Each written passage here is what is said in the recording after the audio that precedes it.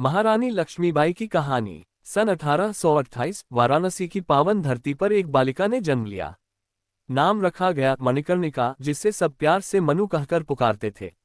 मनु साधारण बच्ची नहीं थी, वह तलवार को खिलौना समझती, घोड़े पर ऐसे सवार होती मानो हवा से बातें कर रही हो। बचपन से ही उसके भीतर एक योद्धा की आत्मा थी।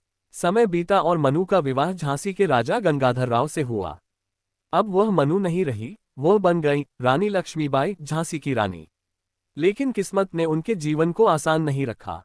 पहले पुत्र की मृत्यु, फिर पति का असमय निधन। अंग्रेजों ने इस दुख का फायदा उठाना चाहा और अपनी लैप्स की नीति से झांसी हड़पने का प्रयास किया। तभी रानी की आवाज गूंजी, मैं अपनी झांसी नहीं दूंगी। ये केवल शब्द नहीं थे, ये प्रतिज्ञा थी, ये रंगघोष था। फिर आया 1857 का संग्राम। रानी ने अपने छोटे से बेटे दामोदर राव को पीठ पर बांधा, घोड़े पर सवार हुई और अंग्रेजों की सेना से भीषण युद्ध लड़ा। रानी की तलवार से अंग्रेजों के दिल कांप उठते।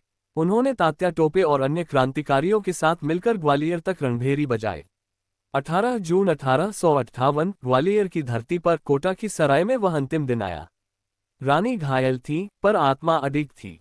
आखिरी सांस तक उन्होंने युद्ध किया और वीरगति को प्राप्त हुई। आज भी इतिहास उनकी कहानी कहते हुए गर्व से भर उठता है।